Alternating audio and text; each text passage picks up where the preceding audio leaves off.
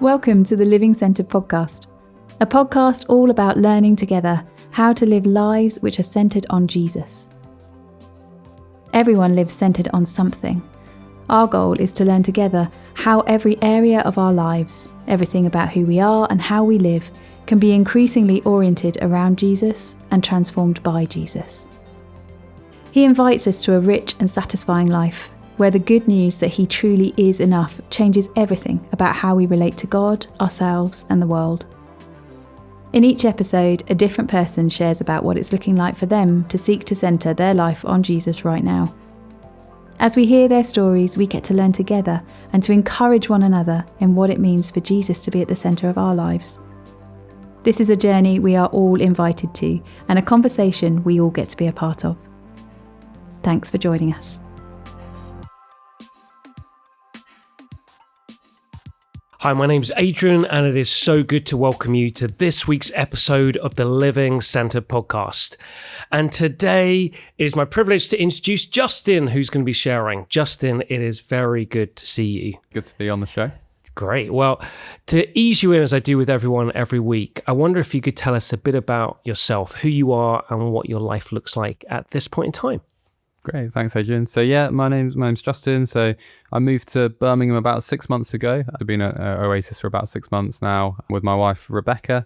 Been married for about 4 years. We moved from Cambridge originally, which is where I grew up, going to a kind of different New Frontiers church there called City Church. Some people might know it. And I currently work for Mott MacDonald, which is an engineering consultancy, mainly kind of working in the water sector. I'm not really an engineer by background. Kind of did geography at uni. Me and my wife both met in Durham, but then been working at that company for the last 5 or 6 years now, and got the opportunity to move with them. And we were looking to buy a house, and we were always going to move from Cambridge at some point. And so Birmingham seemed like a really good place. I'd been coming quite a bit for work anyway, and this is somewhere we were really excited to be, and the move's gone really well so far. I think we've found settled well at Oasis and really enjoyed being part of the community. And our general feeling is that, Cambridge was very comfortable, it was a nice place to be, but there's definitely kind of a lot of Christians in Cambridge. And Birmingham feels like there's real need, and it's great to be able to be here and be part of that. But in terms of what my life looks like now, so what it looks like in 3 months' time, it's going to look very different because we're expecting a baby. So amazing.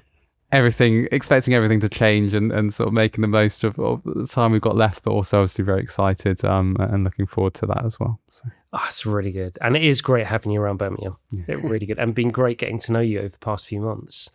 And everything is about to change. But I guess within this moment, with the expectation of what things might look like, the kind of wonder of that window in, of just the fullness of what your life looks like at this point in time, I guess the big question is, so what does living centered on Jesus look like for you right now within all of that? I guess it's been a bit of an interesting time with the move. Kind of, that was quite a big change in itself, and then obviously the baby news kind of coming in pretty much straight away after that.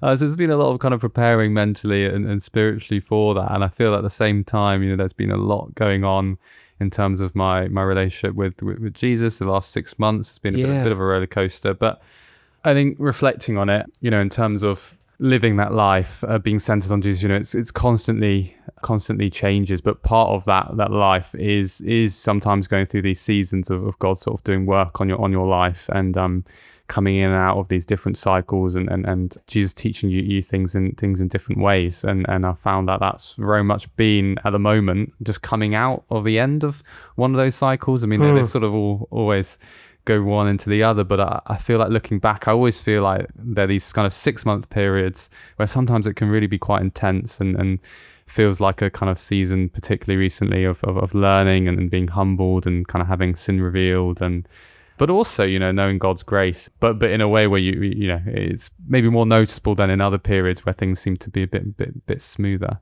When I remember particularly 6 months ago, before this kind of period started, I thought things were a bit stressful, and I thought, I was, kind of talking to God lots about stuff, asking, why are things difficult? And I remember God kind of saying, well, actually, it wasn't the reassurance that I wanted. It was kind of very clearly actually things are going to get harder before they kind of get easier again. Wow. And I felt that very clearly. And so, you know, God always has this way of preparing you. And when I say things, you know, things have got harder, obviously things have been, there's been lots of great stuff. The move has actually gone really well. Great news about with the baby. It's all been very exciting, but it's just been a lot to kind of get used to sort of and adjust to at times. I think in terms of being centered on Jesus, it is that sense of, in the last 6 months, finding, well, what are the things that are kind of pulling me away from that? And it tends to be, you know, when things are going well, kind of, I'd say November time, actually looking back, things were probably flying as high as they could have been in terms of from a worldly perspective. And then gradually you go down this pattern of relying on yourself, and without really realizing it, you're kind of moving away from God. And then he uses kind of different things to sort of bring me back. So it's the same story as kind of throughout the Bible, Old Testament, Israelites, and you see that just play out in your own life as well. So I feel like that is very much what it looks like, and Jesus coming, always having to say, you know, look, you need to put me back at the center, but here are all the things that are competing. And in a sense, at the moment, it's a lot of that's just been revealing what those are, and that's already been pretty tough. And I'm sure in 6 months there'll be other things that come up as well, and there'll be another cycle. And what I found is, you know, God really so patient, and also gives you what you can deal with in the moment. You know, it doesn't hit you with all the lessons and all the changes beyond what you can kind of deal with. And there's always a lot of grace in helping you work those out, and with Jesus sort of walking alongside you in that and being very gentle with that, I think. Yeah. Oh, it's so good, Justin. And thank you for that honesty, fullness of just saying, yep, this is what it's been like for the last 6 months. And just that journey of actually, it feels like that in the unsettling of moving, it's like then being a sense of, Jesus saying, well, then let's look at where am I in all of this, and how am I at the center, and what other things are getting in the way? And this unsettling has then kind of led to a sieving, if you like, of just like, okay, let's look at this and draw Jesus more in to the heart of it all, which just seems incredible. And within it, like it then this invitation then of knowing more of Jesus' gentleness, of God's patience and God's grace. It's just good news.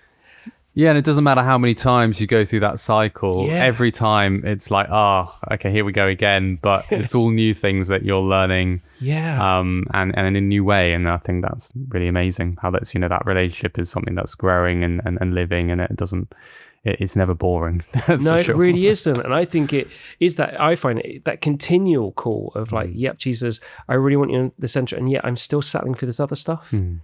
And you're not going to allow me to settle there. Right? I've got to keep moving towards you and bringing you in and allowing other things to take its rightful place, which is really good. I guess then it kind of leads us into like, what helps you then as you're seeking to live in the good of this? Yeah, so there's often times when God just has to break through and force you to kind of say, okay, I need you. I need to accept that. I just, you know, calling out to God in prayer.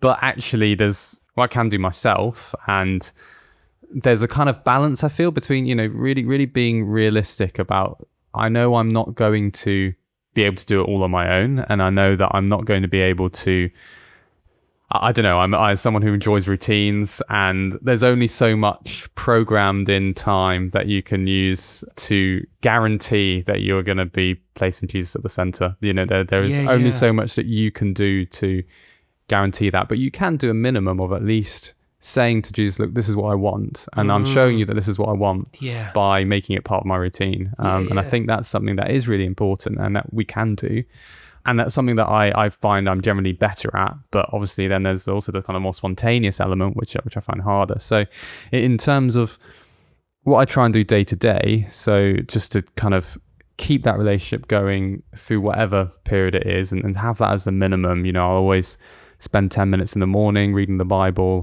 praying, just coming to God with everything. Try and pray a bit if I'm commuting in as well. Yeah. And then in the evenings with Rebecca, we read the Bible together and pray together as well, kind of more interceding for others and kind of focusing outwards and with each other.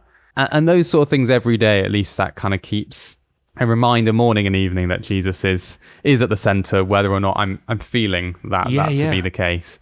But then I feel there's more than that I always want more than that. And I think something that really has helped me, and which I used to really, if I look back, I can judge that, okay, how am I doing in terms of that sense of, am I relying on myself? Am I relying on God? Is I tend to every week try and have a time of kind of, I fast for one day, just skipping lunch, not doing anything crazy, but with the focus of often trying to walk into work, which is, it's about 4 miles along the canal, so it's a pretty hefty walk, but it's beautiful.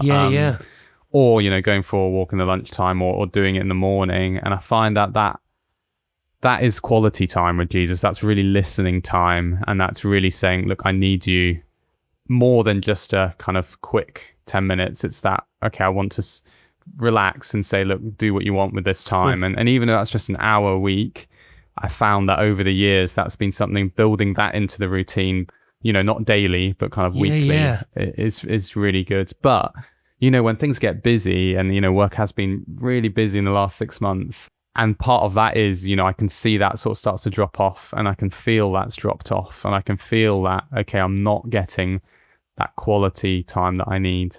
So beyond that, then I find that, you know, seeing holidays as a real opportunity to connect with Jesus more, and again say, look, I've got this time off, but actually one of the things I want to do with that time off is to spend it with you, and do what you will, and kind of go into it with a bit of almost trepidation of, oh, what's God going to teach me here? And almost always I find, you know, if you say to God, look, I want you to speak to me, he always does. Like I find if you give that space, and I have more time to read, and I find, you know, if you give God that time, and you never look back and think, oh, that was wasted. So there's a kind of balance between what can I do weekly, what can I do daily, what can I do kind of within these seasons, and do a lot of reflecting when I can, and just see what's God been doing, what's he been telling me, be listening. I found in terms of things that are helpful, material or anything like that, like so there's something called The Celebration of Discipline by, I think, Richard Foster. That book has really guided a lot of these things. So I remember reading it with a couple of guys I was in a kind of prayer triplet with, who were a bit older than me at uni, and that really kind of set some of these kind of those routines that I talk about from that time forwards, and then they're sort of baked in, and then trying to revisit that book recently and kind of thinking, okay, there's some things of those routines, that disciplines that kind of become part of your routine, but there's always others that you kind of forget all about this on. I don't remember, you know, like meditation, or, you know, there's lots of different things that sometimes you're like, okay, well, I've been doing all these other things, but I'd completely forgotten about the kind of beauty of doing this one. It's really good. Yeah, that's something I would highly recommend, and I think trying to get excellent. Back into that. It's so helpful, Justin. And what I love about what you're sharing is this intentionality within it, of saying, actually, I'm going to be realistic of what I can do daily, and I can do these things. There's this thing in the morning by myself. There's then a moment with Rebecca, which is both the reading the Bible, but then praying more broadly, which is amazing. And then it's like, and then weekly I'm going to be intentional of just saying, I want to be really reliant on you, God, and just give you space and go for the long walk, seek to fast and just remind myself, I'm dependent on you, God, not anything else. It's really good. And then the intentionality on holidays of saying, actually, this moment of pause, an extended pause, allows me some time to just see, God, what are you wanting to do in this? And that you then just do these little throwaways of the intentionality of saying, and also I want to reflect of just, okay, God, what are you doing in me at the moment? Which is just really, really helpful. Yeah, I really love it. I guess then it kind of leads us nicely onto the next question, which is like, what are you discovering then about who God is as Father, Son, and Spirit at the moment?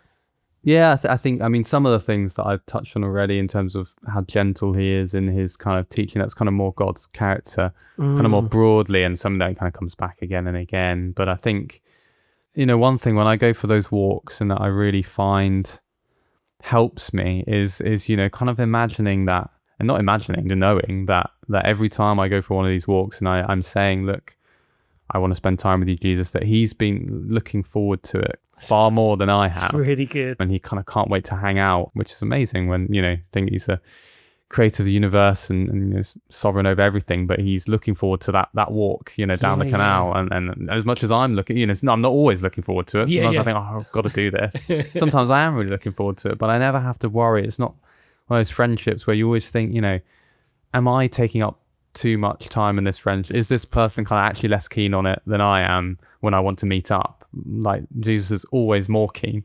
He's always wants to meet up, and I find that as being really focusing on that when I have those times has been really helpful. And coming out of that has been kind of that idea that God really delights in us and delights in us as his creation and how we are, and that kind of word of, you know, meditating on the thought of kind of you delight in me. So especially when you're going through these kind of, I find in these 6-month periods of, okay, revealing a lot of sin and thinking, these are all the ways I'm not doing well enough. Actually sitting back and going, well, even in that time, Jesus is still every time is saying, no, look, I want to spend that time with you, and I'm just really happy that you're you, and I made you this way, and we've got that relationship, and that's just it's wonderfully refreshing. You know, I love the Psalms, and I do a bit of songwriting kind of based on them as well. And one of my favorites at the moment it's been for a while, is Psalm 18 and verse 19, where it says, he brought me out into a spacious place. He rescued me because he delighted in me. And just focusing on that and thinking that, you know, there's only so much our own sin and our circumstances can drag us down, but they'll never be able to take away what Jesus thinks of us. So I find that beautiful. And as I walk along the canal and it's green and the birds and it's beautiful, I just think, wow, you know, been given all this, got this time with Jesus. I couldn't really ask to be anywhere else, you know, and so that's a wonderful place to be, even when there are times when things have been quite stressful and a lot of the thoughts going around in your head, but you being able to kind of come back to that's been really good. That's really good, Justin. I can see it on your face as you're speaking of just those, well, I kind of highlight it of what you said of friendship and delight, and just that encounter with Jesus that just keeps bringing those two things into mind. And you can see it on your face of knowing that delight and enjoying that friendship. Yeah. And it's not like, because if you were talking to someone who didn't know Jesus, they would probably think that, okay, well, you just told me you've gone through a period of that's been difficult and you've understood your sin more. And they probably think, well, you probably just feel rubbish about yourself and that God is, you know, isn't pleased with you. But it's the opposite. The more you see your sin, the more you feel like, wow, okay, no, I know that I'm loved, and I know that actually it's the opposite. God delights in me despite all of this, and actually that's a more wonderful place to be in, you know, than not understanding the sin and you know, seeing all those things together. So that's really amazing. But it helps having the canals here. I mean, one thing I found, you know, and if you ask God for these times, he always, every time I've needed a walk, I've always thought that, you know, I haven't buy the house knowing exactly what the route would be like.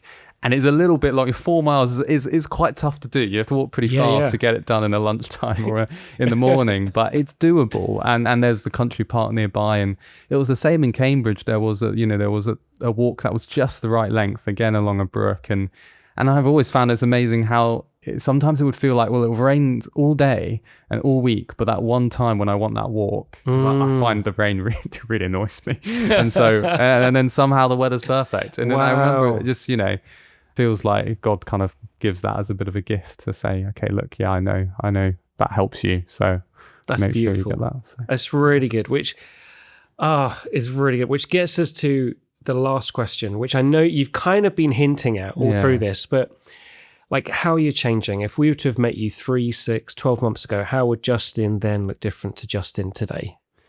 Yeah, I mean, the big thing is always learning to trust God's timing and God's plans, and you know, that's always the recurring theme, I guess. And particularly for me, you know, if you talk to Rebecca, she'd say, no, I have my plans. This is how I'd like my life to be, and you know, this is what I want to happen when.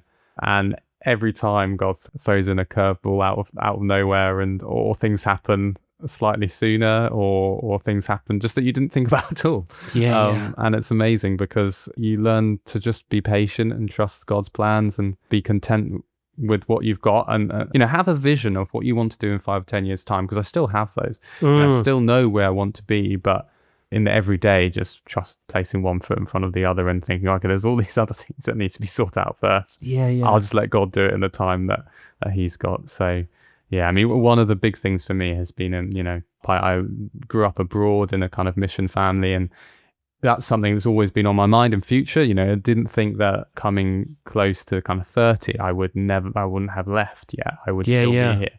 And I think 5 years ago, I'd have found that a struggle. A year ago, I'd found that harder.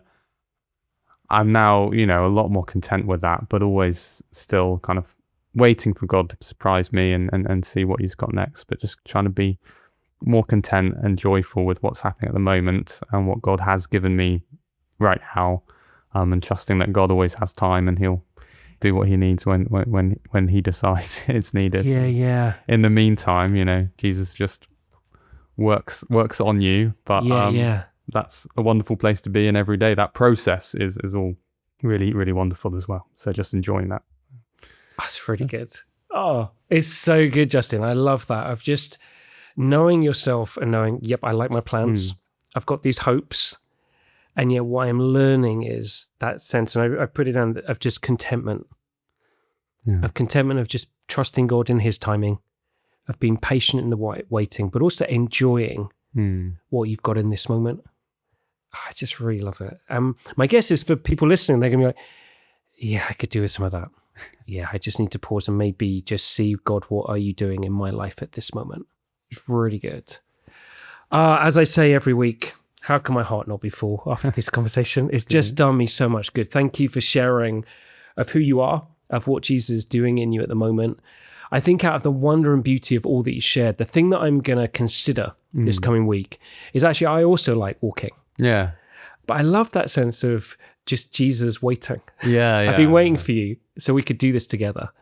And I think I just want to live with that expectation of, isn't just him just joining along. He's been waiting, patiently waiting for me to turn up. Yeah. And let's get some time together.